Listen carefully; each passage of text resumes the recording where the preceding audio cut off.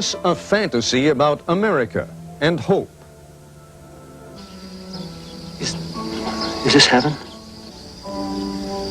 It's Iowa. Now he's captured reality and despair in a land few Americans know much about. Tonight, as U.S. troops prepare to move into Somalia, a private view of a dying nation's humanity from one of America's top filmmakers. Phil Alden Robinson's Somalia Diary.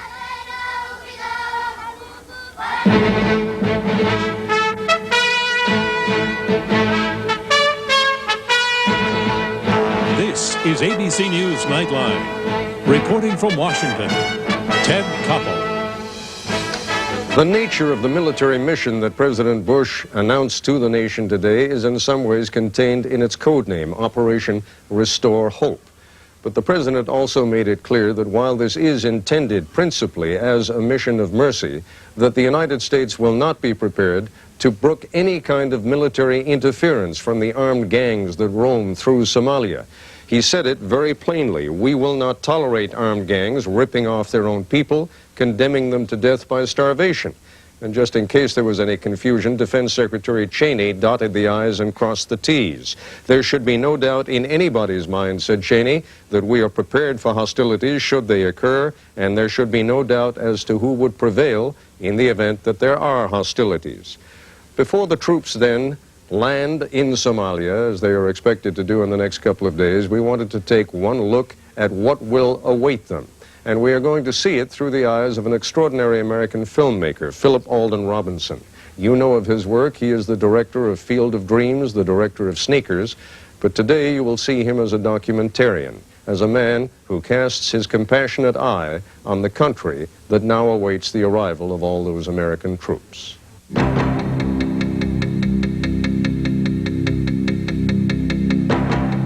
Early on the morning of Tuesday, November 10th, we left Nairobi, Kenya in two very small planes and flew halfway across Somalia to a town called Baidoa.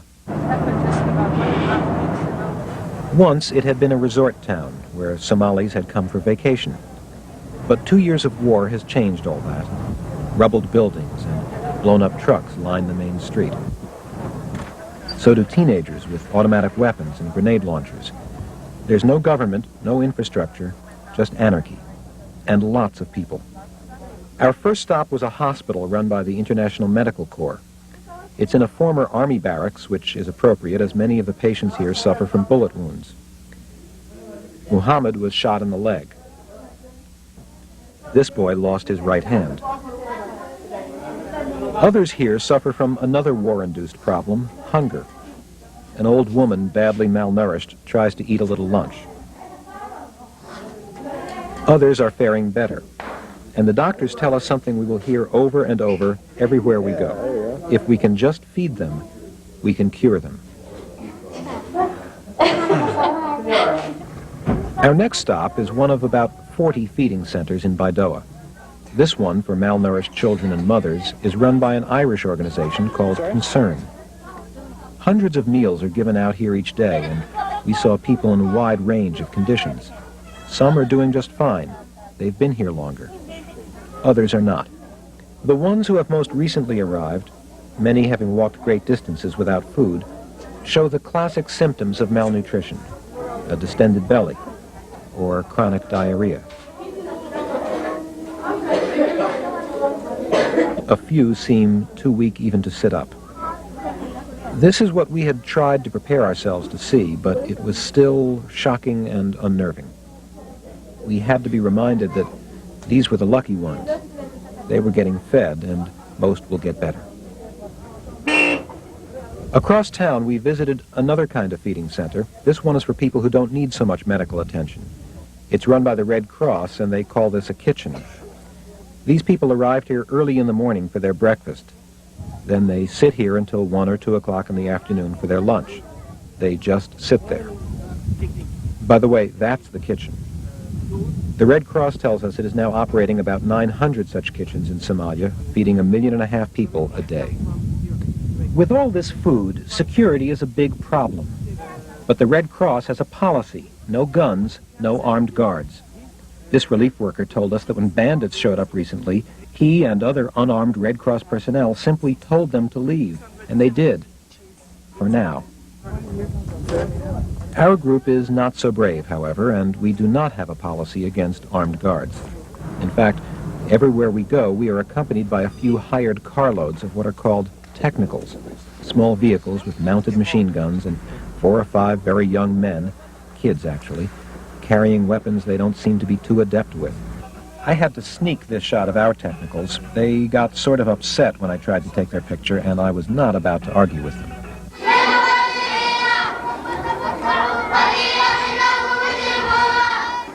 Nearby is the Baidoa orphanage. 5 months ago, it was a boarding school. Today, 620 children left homeless and parentless by the war are taken care of here. And they seem to be pretty well taken care of. Nurses dispense medicine. These children are getting sugar. And these students are practicing their Quran. We remarked to each other at how well these kids looked, and then we realized the simple truth that they were being fed regularly. It makes a big difference. I don't know how the selection process works, but there is an awful arbitrariness in the air of Baidoa. Some people, like these children, are being taken care of. Other people, like this child, die in the streets. Each morning at the same time, a truck goes through town and collects bodies. A few months ago, it would pick up 250 bodies every day. Things are better now in Baidoa. It's only 60 or 70 a day.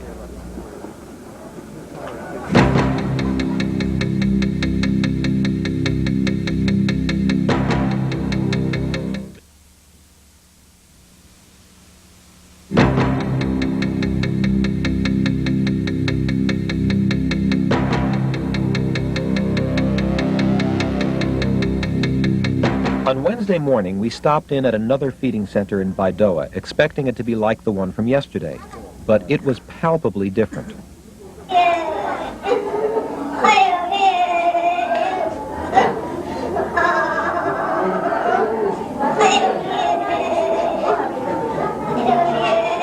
This was a dreadful place.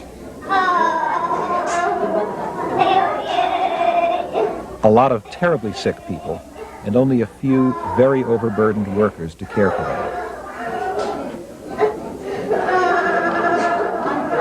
I wanted to ask someone what was wrong with this boy, but I couldn't find anyone to ask. Out back, it was disturbingly quiet.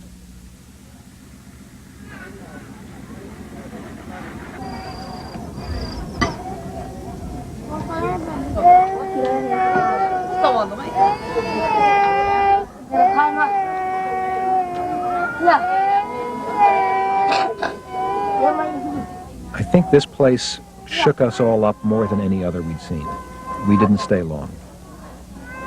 And just as we left, a man too weak to walk was wheeled up in a cart and left by the front door. Just left there.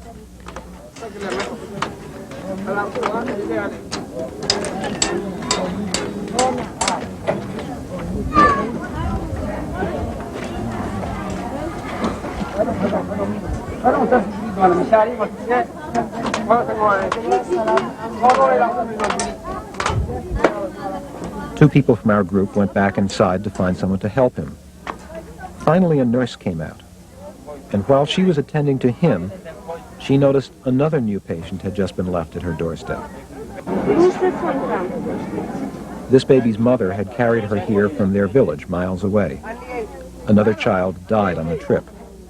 The mother was now going back to the village to try to find her other children.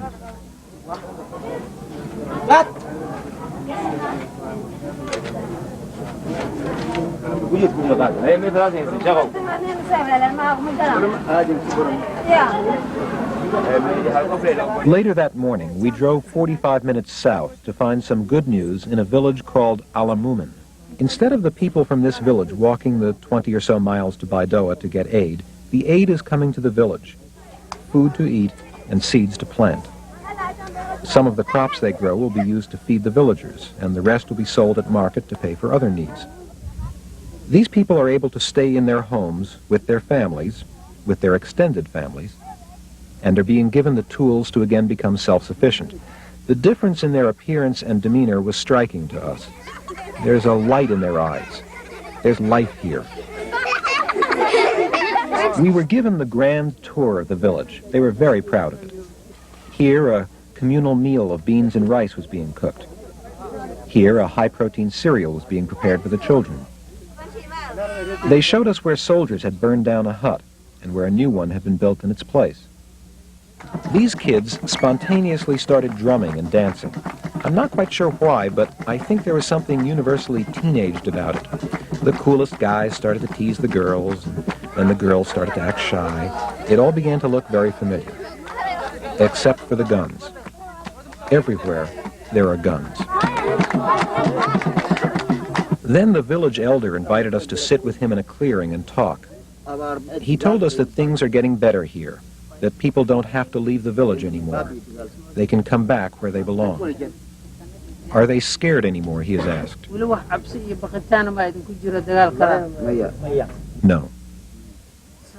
The following day, on the road to this village, a UN relief convoy was attacked by armed bandits. 40 people were reported killed. Only one truck made it through.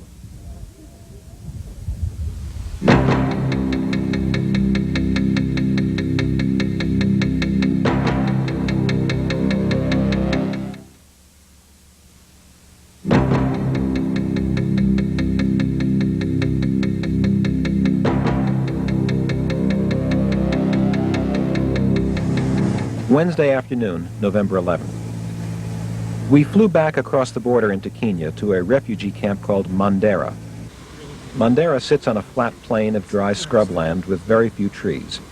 It was designed for 20,000 people, but it now holds almost 60,000. And we were told there are plans to expand it so next year it can accommodate 100,000 people. While no one can be expected to be happy at being a refugee, these people seemed particularly unhappy. Most are nomads, and they now have to stay in one place. Most have lost everything they've ever owned.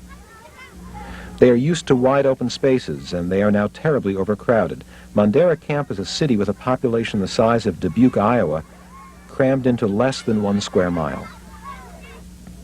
Garbage is burned in open pits. Silty drinking water is pumped from the river and carried off in whatever is available.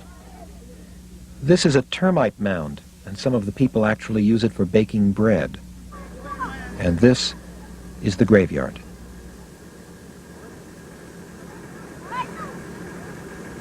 Ahmed came here from Mogadishu. He, like quite a few others, walked the whole way. It's about 275 miles. He's been here 7 months and doesn't much like it. And what is life like here? Is it good here? No. No? This was here. We're about police. Others told us it was a bad place, too. The life is bad. Yeah. It's not good. But until the war stops in Somalia, these people cannot go home. So at Mandera, about a dozen different relief organizations work overtime to meet basic needs. This is the intensive feeding center. It's run by Médecins Sans Frontières, known in America as Doctors Without Borders. This child is too malnourished to be able to eat, so he has to be fed through a tube. The doctor has just told the parents not to let the boy pull the tube out of his nose. He has to get used to it. In a few minutes, she returns to feed him.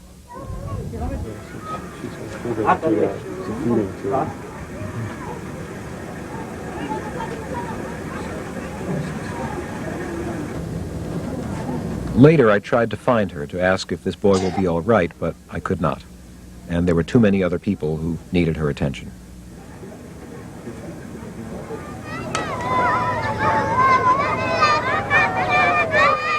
About a half-mile north of the camp is the Dawa River, which forms the border between the northern edge of Kenya and the southern edge of Ethiopia. We're looking north now into Ethiopia, at yet another refugee camp called Suftu. It holds 20,000 people. 50 miles to the west is Banisa, with 30,000 refugees. 90 miles south is El Wak, with 18,000 refugees. 25 miles northeast is Dolo, with almost 60,000 refugees. About 300 miles to the south is a group of 3 camps, Ifo, Hagadera, and Dagahale. Together, they hold more than 100,000 refugees, and on Friday, we went to visit them. These are Bantus, newly arrived refugees from Somalia. When they heard we were visiting their camp, they asked if they could perform for us. Needless to say, we said yes. It was one of several times on this trip when we saw people exhibiting what clearly was a heartfelt need to perform, to make music or dance or sing. Look at this guy moonwalk.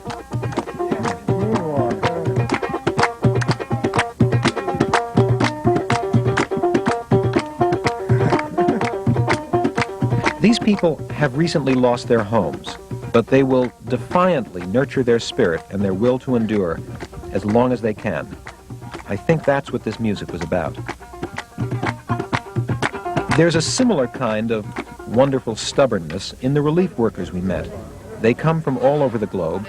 They endure the most difficult conditions with resourcefulness and selfless good humor. And although they will deny it vigorously, they are very special people. Maureen Connolly is a troubleshooter for the UN High Commission for Refugees. I think it has to be more than just I am a humanitarian person, therefore I will work with refugees. It has to be something that gives you something back personally, and not just that you constantly give to someone else. I don't think that any of us can exist like that. The UNHCR says almost 750,000 Somalis have already fled their country. The hope now is to turn those numbers around. So this was the school? This is Bulahawa inside Somalia. Much of it has been laid to waste, ravaged by the war. This feeding center is part of a remarkable project the UN calls the Cross-Border Operation, and its aim is to reverse the flow of refugees.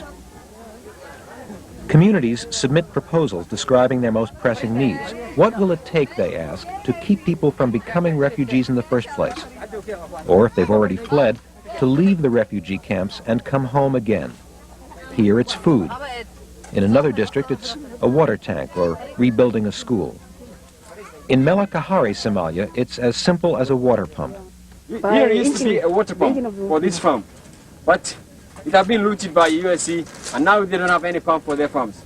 Before the war, Melakahari was a thriving farming community of about 6,000 people.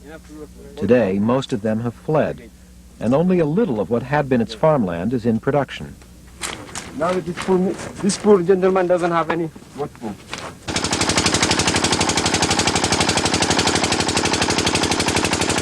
But this farm, thanks to one small water pump, now grows maize, oranges, peppers, and sorghum. If they can keep this pump from being stolen, these farms can begin again to support the village. But from the way people talked, I had the strong feeling that this pump had about as much chance of staying in place as a good stereo in an unlocked car in the streets of New York. So until the farms are fully functioning, an aggressive relief program is underway. Food is brought here to entice farmers to return and work their fields. And to a limited degree, this program is actually working. Some villagers are returning to Melakahari. And if the fighting ever stops, the rest can come home too. But the fighting must stop. How's it going to end? Nobody knows. We hope God will help us. Do you wish to go back to Somalia? When it's coming good, but now, no. I'm not going now. Automatically, if there is a peace there in our country, we shall come back. Joining us now from our studios in Los Angeles, writer-director Phil Robinson. You cannot have imagined when you were in Somalia that only a few weeks later, thousands of American Marines and troops would be heading in that direction. Are you pleased? Are you hopeful? What are your emotions on this day? I'm certainly pleased. When you're in Somalia and you see children dying because grown-ups have stolen their food, you can't help but think, God, I wish somebody would just come in here and do something. And I think we all felt that it was madness. And it's like being in a science fiction movie, that the rules don't apply. And if someone had told us that the rules of physics, the laws of physics had been suspended, we might have believed it. It's a very unreal place. In some ways, Phil, not in some ways, you bestride two worlds, both of Hollywood and of journalism, and have shown yourself to be a master of both. We like, as Americans, that sort of Western image of the big, swaggering, broad-shouldered American coming into the town that is in trouble and clearing everything up. It isn't usually as simple in real life as it is in the movies. What fears do you have about the Marines going in? I think the big danger is not from an organized force, it's just from the chaos, from the anarchy. You see kids, you see children walking the streets with rocket grenade launchers and automatic weapons, and chewing this narcotic leaf, cat, that makes them, some of them, a little crazy in the afternoons. I think that's the thing that would worry me the most. The other thing that worries me is some of the relief workers in Somalia are in very... they're in jeopardy of becoming targets. They do not, many of them, arm themselves, and I would hope that part of our plan is to protect them at the same time. Clearly, the next phase in this tragic story has begun, and let's hope it's a more fruitful phase than the ones that we have watched and the ones that you chronicled. Again, thank you for your help, and we'll be seeing you again soon, I hope. Thank you.